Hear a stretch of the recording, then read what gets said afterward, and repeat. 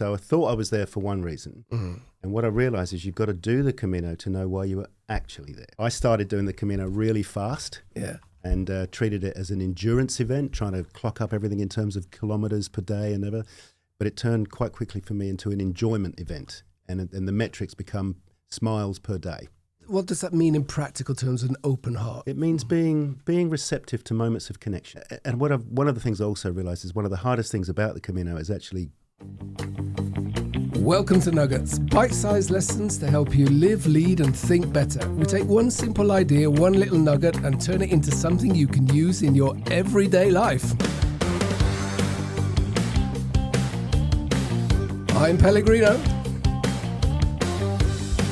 And this is not François, actually. I can explain who this person is smiling away on the screen here. Well, why don't you tell us who you are? What's your name, man? Hi, I'm Ken from down under in Australia. Australia. Not quite as good looking as François, but I'm going to do my best. Hey, come on. Nobody is as good looking as François. We all know that. But yeah, François couldn't be with us. He's in the Netherlands on holiday. But we're joined by a very, very good friend of mine, if I can just give me a minute or two. So I've known Ken for 40 years. We first met at university. Ken was responsible for getting me into biking. We've been on some great biking trips together. And he now lives in Australia, very happy there. And the reason he's sitting is because he's visiting me here in Norway. You're visiting me in Norway here. And you've just done something called the Camino. Correct. What is the Camino? Wow, Camino's a journey of a lifetime. What is it? It's an ancient pilgrimage route that crosses Spain.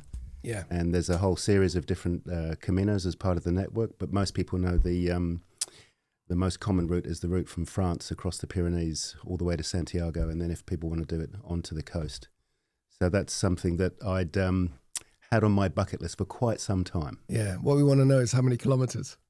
About 850 with an optional 100 at the end. So you did nearly 1,000 kilometers? If you had toilet stops and coffee breaks, then it'd be over 1,000, yeah. And how long did that take you? Oh, let me see. About 35 walking days and 6 rest days. Yeah. So just 6 full weeks. Yeah. How are your feet? Feet are pretty good right now. It's funny. I think I might have said to you that there's a few key conversations you have with people on the Camino. One is where you're from. Yeah. What's your name? What are you doing here? And how are your feet? How are your feet? Yeah. So the feet become a pretty important part of the conversation on a day-to-day basis. And I've definitely, I've never got to know my feet quite as well as I did on the Camino. Yeah. And are you a walker? Were you a walker before you did the Camino? What kind of training do you have as a professional walker? Yeah, no, I'm not one of those people. No. All right. I happened to run a stretching studio in Melbourne. It was interesting because, I used to get to a stage where I'd walk maybe 5 kilometers and I'd get really sore hips and everything. And so I was actually really worried about taking this on. Just because this is a long way. This is 25, 30 kilometers a day. It was far more than I'd ever walked on a consistent basis. So something was pulling me there, but also something was making me a bit nervous about, could I do this? Would my body stack up? Could my mind stack up? Oh, right. So, because my first question is, it's an obvious question. Why? Why the hell would you, well, first of all, why would you walk 1,000 kilometers? Yeah. And why would you travel from Australia to Spain to do it? Yeah. That's funny. That's a really commonly asked question, and it's really hard to know the answer to that. I think there are a couple of things. I think everybody that I met and myself, we have some kind of reason for going. Whether it's somebody's, carrying some grief, they might be mourning somebody, or they've got some big life decisions to make. For me, it was more about the intrigue. I'd heard about the Camino a number of years ago. This crazy adventure, almost impossible in my eyes to be able to do that. Is that something that I could do? And I've always been a bit of a traveler, like a good adventure. So that was the reason I thought I was there at the beginning. And yeah, right. You thought you were going there. Yeah, exactly. And I saw a movie on a plane about a year ago, and it was the Australian Camino movie by one of the filmmakers there, and it was so beautiful, the movie. I cried all the way through this movie on the plane, and my daughter looked over and she said, "Dad, are you okay?" I said, yes, love, I'm I'm really fine. I'm going to go to Spain next year. Okay. So and one of the things I also realized is one of the hardest things about the Camino is actually getting to the start line. A lot of people talk about it. A lot of people kind of have got friends that have done it. I'm talking about it. Yeah, well, your biggest challenge is getting to the start line. Okay. And what does that mean? It means having enough resolve to buy a ticket and maybe book your first night of accommodation, and then organize your life around making a gap for 5-6 weeks to have the journey of a lifetime.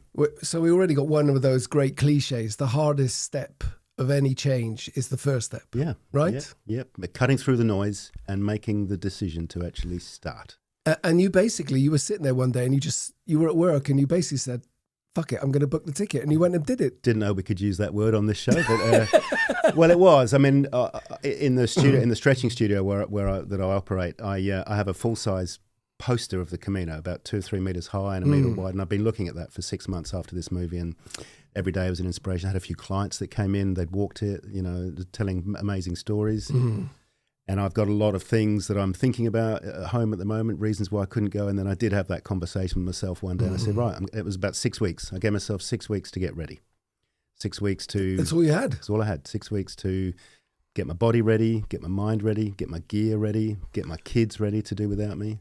Now that you've done it, do you think... Because I've heard of people, they spend a year or 2 years planning, training. Do you think in retrospect it was a good decision to do it with very little lead-in time, or look, I think it was. I think it would have taken away if I'd have done a lot more planning. I really didn't do any planning for the walk at all. And it was interesting. Some people are very, very organised. They've got spreadsheets for all their accommodation, all their distances, and they're super well organised, which is fantastic for the people that need to do that. It's not really my style, and I really didn't know day to day where I was going, what the terrain would be like, how it was going to be wet or cold or whatever. So I think that introduced a really sublime extra level of experience into the thing. I'm probably reasonably fortunate that I'm sort of fairly fit basis anyway, so it's not as if I was starting from scratch. Yeah, you've always trained more or less. I mean, we both have, I guess, been active. Yeah. What would you say to people who've never done any? Well, I would say it really is important to choose some really good shoes and wear them in really well. Did you do that? I did, and I'll tell you a story about that in a moment. But and so I spent a lot of time testing different shoe and sock combinations, and probably 5 or 6 pairs of shoes, different types of socks. So I thought I had it cracked. I walked about 300 kilometers in those 6 weeks between choosing to go and going, and I had a pair of boots that were really good for me, and I've got these.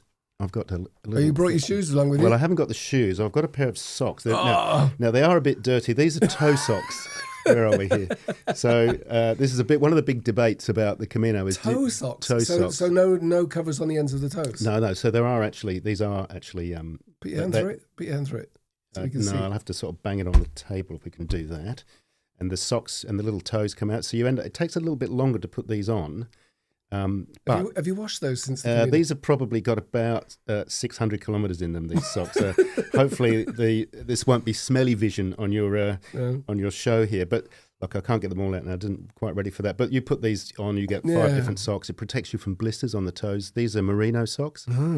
So one of the very big debates, and there are quite a few different debates, is toe socks or ordinary socks. You spent days talking about socks with other people. Absolutely, about socks. Yeah. The other thing is, and these were fantastic, by the way, no shares in this company, but is no sponsorship. Is sticks or no sticks? Do people wear hiking sticks or not? Okay. Or use hiking sticks? And what about your shoes? What about your shirt? Well, so like I said, I anticipated a lot of rain, and so I chose a decent pair of hiking boots, and which were great for the first 2 days over the mountains. And on the third day, I got up in Pamplona. I was completely unable to walk. Peroneal ligaments torn to shreds. Had to take the boots off, walk to a gear shop, and I bought a brand new pair of beautiful Air Track shoes. Okay. And put them on, and this is what they look like after about 800 kilometers. So where's the other one here? They're second-hand shoes now, right? But you could used. You could say that. There's a little hole here. You can see that they're just hanging in there. There's bits of shoe hanging off the Stick back. your finger through that hole there. Here we go. Where is it here? But these saw you all the way through to the end. Look at that. Look at that. I'm not quite sure what to do with these things anymore because you've got to keep them. Got to keep them. Frame them. Yeah, I think I might do something like that. Put them in your office at home. You got to keep them. You can't throw them away. On the first night I had them on because it certainly wasn't part of the plan to buy a new pair of shoes unbroken in. So on the first night I had to get them soaking wet in boiling water and then shove some shampoo bottles into them to make them wider because I've got quite wide feet. So, fantastic, a beautiful pair of shoes. So one thing is to maybe not wear boots, wear shoes when you do the Camino. Yeah, and there's an expression the Camino is famous for, which is the Camino provides. Indeed. Tell me what it provided for you. Oh, gosh. Well, at one level, it provided a beautiful adventure, probably the experience of a lifetime. The people, the scenery, the experience, the heat. At another level, at a logistical level, it provided everything I needed to eat. Bed, food. To sleep. Hospitality. All of that stuff, So there was never really any danger of going without any of that. And then, so it's safe. It's completely safe. Very safe. And, sometimes you might have to work a little bit harder to find the accommodation, but it will provide, for example, you've just had a snack and you're walking through a forest in the middle of nowhere and suddenly there's a bin. On a tree, and so you put where did that come from? What they're doing here. The third thing it provided, if I think about it, is can we say spiritual nourishment? Is that a thing? Completely. And my initial reaction to that is, oh God, here we go, hippie new age. But tell me what that means to you, spiritual nourishment. What did it?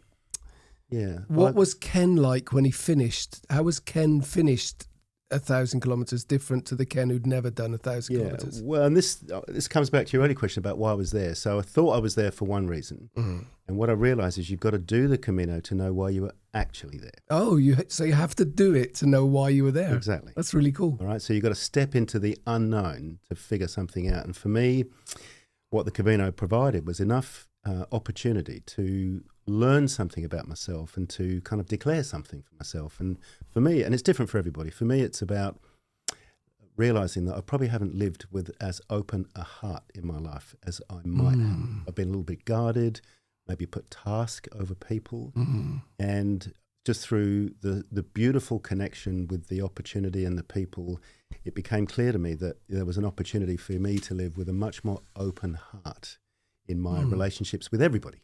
And really. what does that mean in practical terms, an open heart? So what? It means being receptive to moments of connection. Say that one more time. Being receptive to moments of connection. That's really cool. And because the Camino definitely provides you with the opportunity to connect. And you can either do that or not. You can absolutely do that or not. And I believe you had some episodes where you initially chose not to connect because you're quite a shy person as well, actually. Some would think I'm a raging extrovert, but no, I am. No, you're shy. not. I know you well enough that you're not, actually. Yeah. Look, what can I say? Because the other thing the Camino provided was an opportunity to fall in love. You fell in love. I did, and I'm sure you're not the first to do that, right? There's a lot of stories of people on the Camino that do end up, with somebody else they met there, and maybe they live happily ever after, or maybe it was just a short thing. But and that started from this thing about open-heartedness that I had an opportunity to sit down with some people, and I was a bit shy, so I went off to have a dinner in a restaurant, and some little voice in my head said, "What are you doing, you fool? There's this lovely opportunity to sit down and join some other people in a conversation," which I was a little bit shy about doing, but some mysterious little force just had me turn around before I went into that restaurant and say, "I think I'm going to go back and join those people." And I gently knocked at their table and say, "Is the opportunity to sit with you still open?" And they said, "Yeah, come and sit with us." And that was the beginning of something very, very special that is unfolding as we speak. It's unfolding as we speak. Wow, that's really, really cool. And what I'm also hearing is that the variety of people going there for all kinds of reasons from all kinds of lives. But were there any young people there? Yeah, a lot. And you're right. Probably saw. Well, actually, there were families with young kids. So some of the not doing the whole 1,000 kilometers. Really? Yeah. Wow. So some of the children were babies. Wow. There was definitely babies, young kids, 3, 4, 5. And the first thing that you walk past a family like that, the 3 or 4, 5-year-old would wave "Buen Camino." Yeah. Because that's the universal greeting on the Camino. And then up to I met people in their 80s. So lots of younger people on their own or in small groups. It was really beautiful to see that mix of humanity kind of wandering across the Spanish countryside. And I followed your wandering on Facebook. So you just put a little post most days, just a little conversation into the camera, a few really cool photos. Yeah. And it was fascinating to follow that. And I know that it was an emotional. You cried a lot. I did, and I wasn't expecting to. And I'm not averse to a tear or two. I'm not like a non-crier, but this spiritual nourishment thing. What I realised it's we live day to day in most of our lives in a task-based world of obligation and commitments, and so our spirit isn't nourished like that. It's our wallets are nourished, and our sense of obligation is nourished. And what the Camino does, it fills your cup with things that we don't normally get. The sense of gratitude, encouragement, connection, empathy, joy for me was a big one. And so I think some of the tears were simply overwhelmed with appreciation and joy for something that's not quite that familiar for me. And so every tear was a tear of happiness. There were no tears of upset at all. And then the other thing is just the sheer beauty of the landscape. Yeah, and that helps. And to submit oneself to this thing called awe and wonder. Yeah, I hear about awe and wonder a lot. Yeah. The closest I get to awe, I get a lot of awe actually when I go into the forest around here. I do a lot of walking in the forest and biking. And even though I'm familiar with the trails, I do stop sometimes and just go, this is really cool. Yeah. And that seemed to happen a lot for me. But you need to go on a Camino to get awe? What are you going to do now that you've finished? What are you taking with you that you're going to not use in your everyday life, but, that will become a part of your life that wasn't there before? Yeah, I think there's a lot of questions that come up on the Camino. So I think I've got some homework to do. Okay. And one thing I've got to say, it's such a big adventure that it's not a thing you can just assimilate in 5 minutes. And so there's definitely some decompression time that, I've got to allow myself to do, and everybody has to. Really, what just happened? What just happened? So the big thing is about looking at the questions that have come up. Do that. I think from a practical day-to-day point of view, for me, it's about saying yes to opportunity. And the opportunity looks like challenges, things that I might not be comfortable with, people that I might not normally choose to have a chat to. Sometimes we can be a bit guilty of making little judgments and have a little bias against certain people or situations. And I just fell in love with so many amazing people from all over the world with their stories. And, because you get a chance to actually sit with people over dinner in the pilgrim supper in the albergues, people that you wouldn't normally sit next to you. And then the person starts talking, sharing their story, and within 20 minutes you're crying with everybody at the table about this amazing story or these achievements that people do. So I think it's having time for people. We did an episode recently, me and François, about discomfort, where I quoted from a book called The Comfort Crisis. And in that book, the author quotes, most things that we cherish and value in life come from some form of discomfort. Would you say that was the case for you? I mean, isn't that a part of the point of the Camino? It hurts. Yeah, it's hard. And I was actually sort of looking forward to being oppressed by the Spanish sun, and beaten up by the pathways and the stones and the rocks. And I'm happy to say that did happen in a really delightful, healthy, enjoyable way, where there's a sense of kind of surrendering to all of that, and everything else. One thing I'm really conscious of, all the noise in the background, things at home, worries, concerns, they were all really relegated to way outside. Right, they become secondary. Yeah, so, which is great, because what does that? It leaves you time with yourself, leaves you time with your reflections, maybe if your self-doubts creep in, and then also the chance to actually spend time with other people. We're going to wrap up a bit. We have a section in the podcast, which I'm going to introduce with this little jingle here. What can you do? Got it. What can you do? Well, I think. What are you taking away with you in very quickly? 3 things we like to give listeners.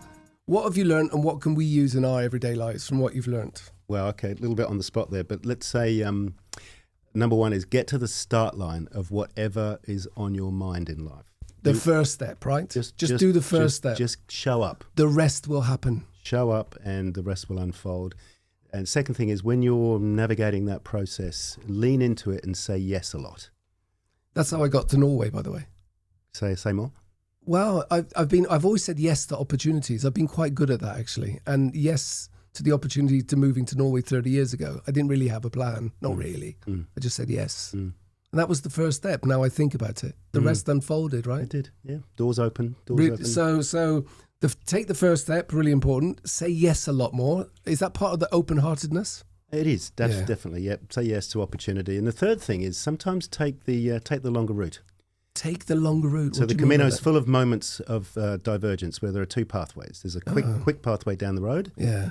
And then there's what they call an alternativo. Yeah. Up in the mountains, through the forest, a lot of elevation.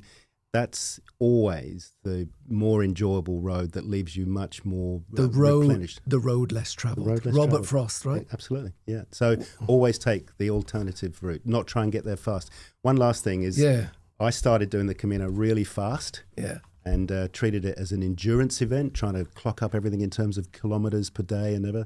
But it turned quite quickly for me into an enjoyment event, and the metrics become smiles per day. Smiles per day? SPD. Yeah. Smiles per day. That's really cool. Ken, it's been really lovely having you here. It's been great to have had. Thanks for the really good chat. It was spontaneous, no planning, straight in, which is the nature of the show anyway. We usually have François to kind of lead us out on something really cool. But you know what? I'm just gonna put in the final screen there and say thanks again. Thanks for joining us. Yeah. My pleasure. Great.